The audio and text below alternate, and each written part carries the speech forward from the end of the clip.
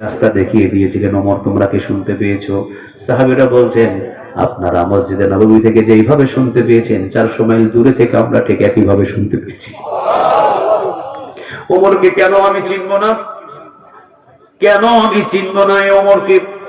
যে ওমর স্বপ্নের ভিতরের কথাগুলো কি হচ্ছে না হচ্ছে ওমর পর্যন্ত রাষ্ট্র পরিচালনা করতে গিয়ে সেটাও টের পেতেন। সুবহানাল্লাহ।